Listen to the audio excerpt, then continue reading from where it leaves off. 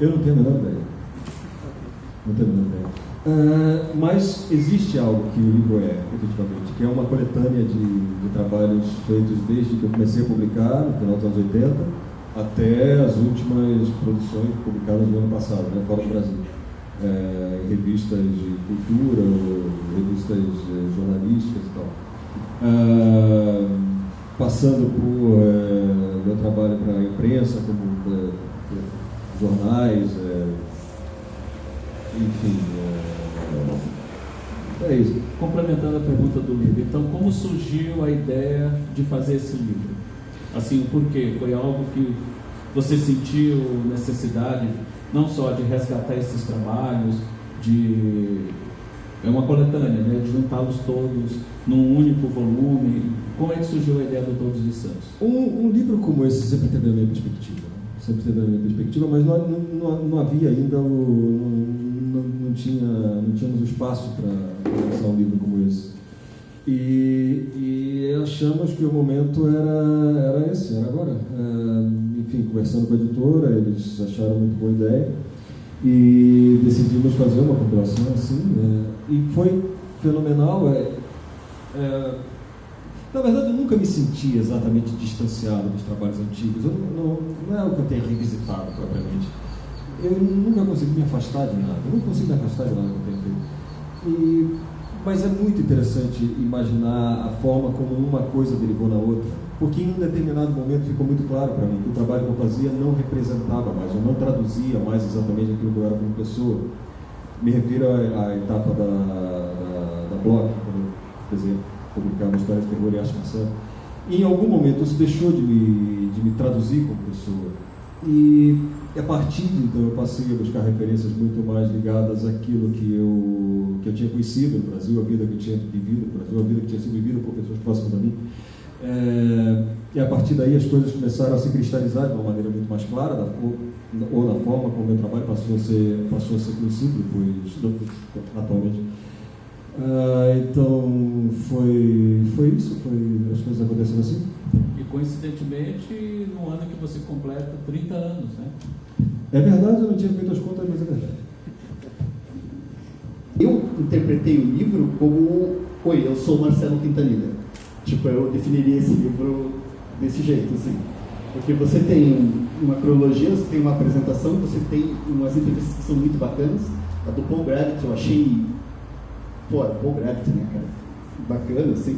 Pra quem não sabe, o Paul Gravity é um dos maiores teóricos de quadrinho, críticos de quadrinho europeus no momento, assim. Ele organiza um monte de exposições, coletâneas, um pensador de quadrinho gigante, assim.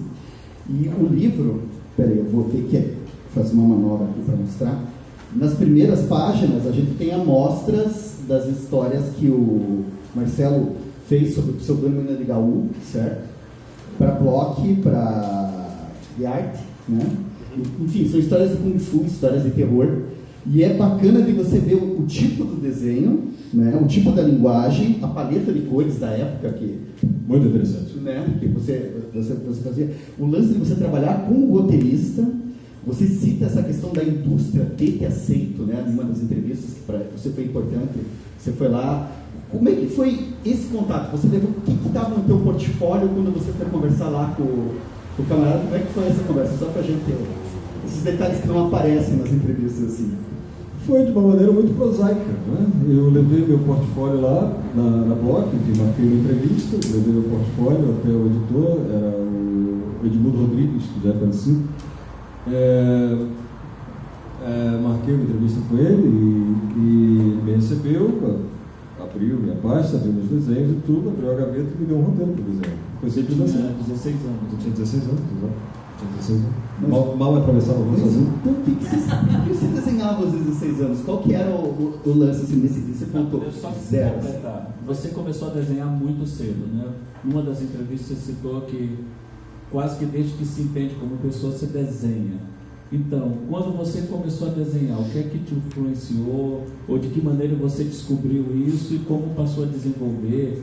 Como é que viu na tua casa um garoto desenhando, criando historinhas em quadrinhos? Como é que foi a reação da família, dos amigos? A reação da família não se deu a partir de um determinado momento, né? A minha família, enfim, convivia com isso diariamente, porque era a única coisa que eu fazia, para dizer a verdade.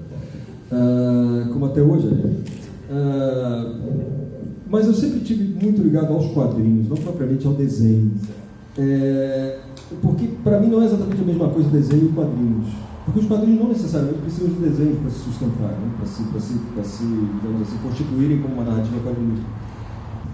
Eu venho de uma família, digamos, proletária. Não havia, de alguma maneira, a cultura da leitura dos quadrinhos, enfim, na sociedade que eu conhecia.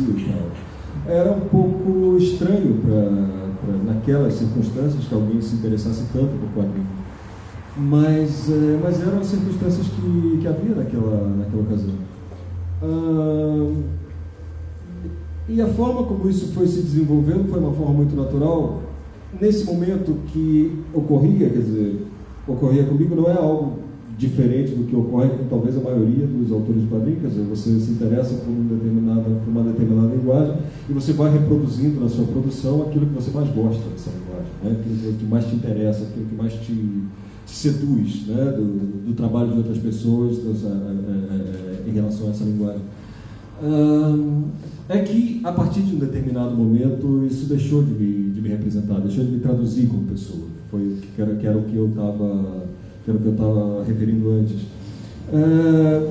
Então, antes desse momento, digamos assim, eu gostava dos quadrinhos de super-heróis que eram publicados no Brasil, né, nas bancas, que se compravam nas bancas e tudo. Muito embora me interessasse muito mais pelos artistas por trás dos personagens do que pelos personagens propriamente ditos, né? Eu seguia muito mais os artistas, os desenhistas e tudo do que os personagens. Tinha menos inclinação aos personagens, para dizer de uma maneira. Sempre muito familiar ao regime de produção. Mais ou menos como quem gosta de cinema acompanha os diretores. Exato, mesma coisa. E foi isso.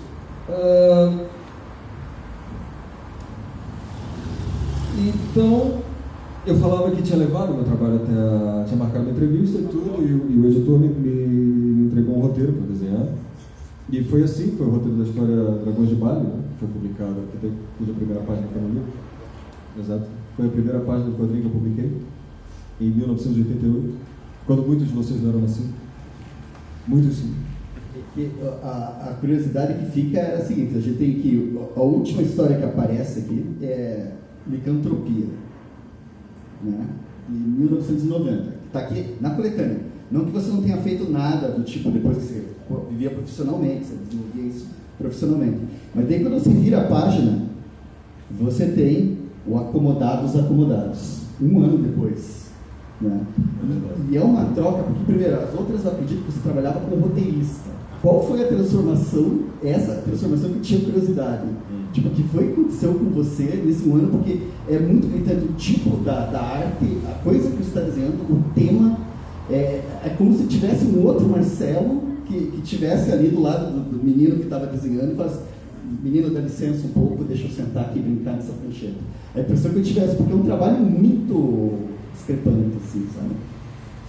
É verdade, é muito diferente, eu sei. Mas, como eu falei, isso decorre do fato de que eu tomei consciência de que o trabalho que eu fazia anteriormente não me traduzia como pessoa. A partir desse momento, eu passei a buscar referências que tivessem a ver com a minha vida em particular, né? Com aquelas coisas que eu achava que tinham me constituído como ser humano, tendo vivido as circunstâncias em que eu vivi no Brasil, tendo conhecido a realidade que eu vivi no Brasil, tendo conhecido as pessoas que eu conheci no Brasil. É um exercício de conhecer a si mesmo, que exige uma certa dose de desprendimento, para dizer de alguma maneira, porque quando você mergulha tão fundo naquilo que você é, não tudo que você vai encontrar é algo que você gostaria de ter encontrado.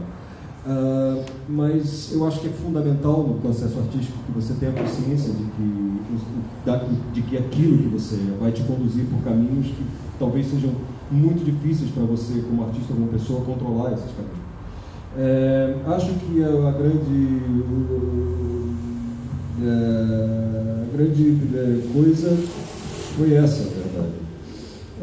Mas, obviamente, naquele momento eu não podia contabilizar o tempo que isso podia levar. Você diz 1 ano, mas é verdade, 1 ano, talvez.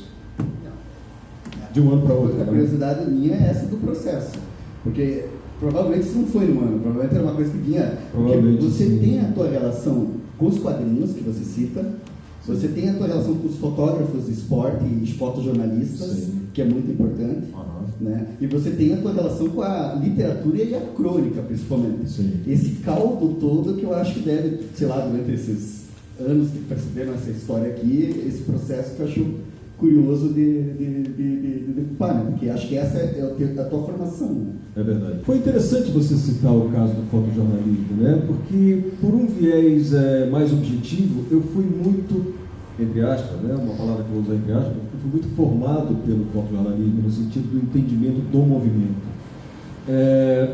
Porque eu acredito que o fotojornalismo, e já falei isso em outras ocasiões, ele captura uma imagem num momento preciso, sem o subterfúgio da preparação, de qualquer tipo de preparação.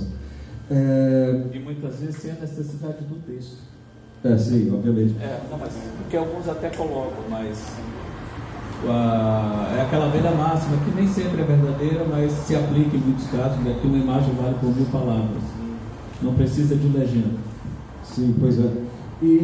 Mas o que mais me fascinava no fotojornalismo, ou na captura de um instante preciso do transcurso de uma ação, é a particularidade de que muitas figuras representadas nessas fotos, capturadas no transcurso de uma determinada ação, no momento em que elas eram capturadas, toda a expressão gestual dessa pessoa podia ser absolutamente antagônica à ação que estava sendo executada. O que me fascinava de muitas maneiras, e até hoje me fascina.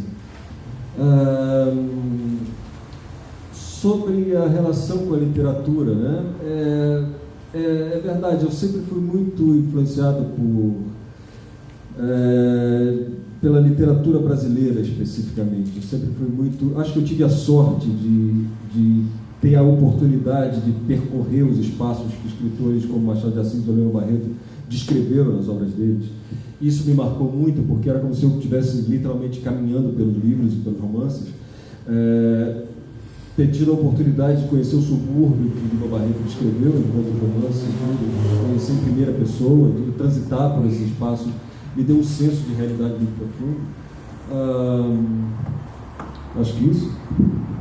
Você responde uma entrevista do Paul Gravett, você escreve: os quadrinhos brasileiros de gênero já não existem, lamentavelmente. Né? Você está se referindo, quando ele pergunta sobre quadrinhos de horror e tal. A gente estava falando aqui dessa questão, por exemplo, do quadrinho jornalista, né? Esse quadrinho de biografias, de relato. Você quer comentar essa questão de gêneros, assim, de quadrinhos no Brasil?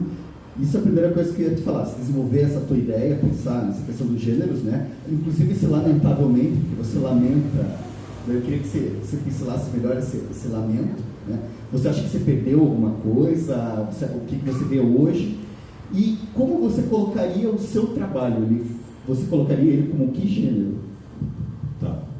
Sobre os gêneros, né, no Brasil, eu lamento muito que isso tenha ocorrido, porque a ideia de gênero está muito ligada à ideia de serialização. Ou seja, sempre que você tem uma serialização, você tem uma produção muito maior, você tem muitos artistas envolvidos no processo de produção, e que isso se perca é algo, para mim, sempre é lamentável. Mas, enfim, as coisas se transformam, as linguagens vão se transformando à medida em que os mecanismos de produção dessa linguagem vão se transformando também.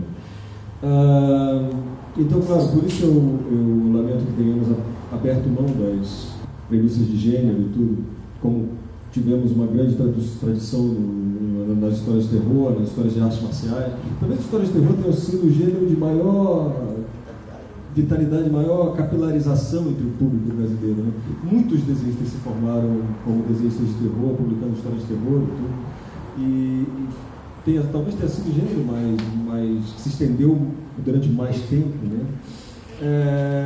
Mas, enfim, espero que as circunstâncias caminhem no sentido de que possamos explorar mais concretamente histórias de gênero serializadas, assim, sobre a forma como eu defino o meu trabalho, ou a forma em que tipo de gênero eu encaixo no meu trabalho.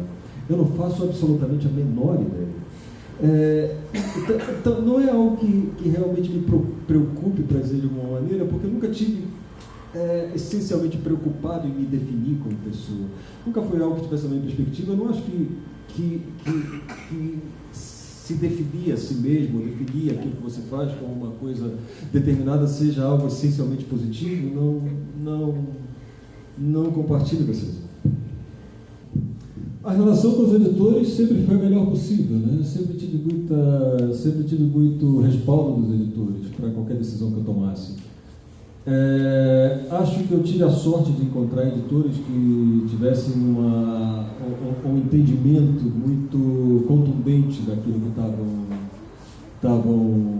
editando, e que o meu trabalho tenha se inserido nesse contexto foi muito especial para mim. Tanto no Brasil como na Espanha ou na França, minha relação com os editores sempre foi muito próxima. Eu sempre tive liberdade total. Mas mesmo quando trabalhava em editoras maiores ou que se regiam por premissas mais comerciais, etc., eu sempre tive confiança total dos editores que estavam envolvidos nesse processo também. Sobre as adaptações, eu estou muito satisfeito com a forma como os trabalhos vêm sendo adaptados, especialmente pelo fato do meu trabalho representar a brasilidade de uma maneira muito intensa, muito viva. E durante muitos anos vivemos sob o fantasma de que o contexto brasileiro poderia não ser completamente apreendido por pessoas que não tivessem um contato próximo, um contato vívido com essa realidade, com esse contexto. E a maneira como os trabalhos vêm sendo reproduzidos e a maneira como eles vêm sendo aceitos fora do Brasil demonstra que uma coisa não tem nada a ver com a outra, que isso não é verdade. As traduções e as adaptações têm sido muito bem sucedidas e assim, sobre as capas, cada editora tem suas particularidades nesse campo, né? Cada país tem suas exigências próprias. Os editores conhecem seu público de uma maneira, então muitas vezes as capas mudam em função da forma como os editores se relacionam com o seu público. Eu tenho uma pergunta sobre as tiras do Estadão. O material que está disponível aqui é uma seleção que você fez das tiras? Como é que é? Não, são as tiras completas. Todas as tiras do Estadão aqui, né? É possível que uma ou outra tenha sido excluída, mas é um material quase completo. E a maioria está aqui, né? E tem a história da baleia, que depois você apresenta aqui uma segunda versão feita 7 anos depois. Sim, é verdade. Quer falar sobre isso, assim, sobre o que retomou esse episódio? Sim, eu acho isso fantástico quando você pode revisitar a mesma história e retrabalhar a história sob uma outra ótica. Eu acho isso fantástico. Eu acho que é um terreno pouco explorado nas histórias em quadrinhos. Enquanto na música você pode ter várias versões de uma mesma canção feita por artistas diferentes, no quadrinho esse é um aspecto muito pouco explorado, na minha opinião. Eu acho que deveríamos, talvez, pensar sobre isso. Não. Porque existem muitas histórias que eu gostaria de ter feito sobre a minha ótica, né? Sobre outras... porque eu, particularmente, o Fealdade, as duas versões dele são... Mesmo que você tenha feito edições mais suaves do que nessa da Baleia, né? Porque na Baleia foi um pouco mais radical, né? Você redesenhou, ampliou, apesar de manter alguns pontos comuns, né? Mas eu achei eu achei interessante. Você tem outros trabalhos que você fez isso, assim? Tem alguma outra história que você possa... Não, acho que Fealdade e Uma Baleia, Duas Baleias, Três Baleias são histórias onde isso ocorreu. Mas eu adoraria desenhar, por exemplo, uma história chamada Godinho Vai ao Paraíso, de um escritor chamado Flávio Braga, publicada nos anos 80, pela qual eu sou absolutamente fascinado. Era um conto? Não, era uma história em quadrinho. História em quadrinho mesmo. E aí você faria uma reinterpretação. Sim, adoraria. Sim.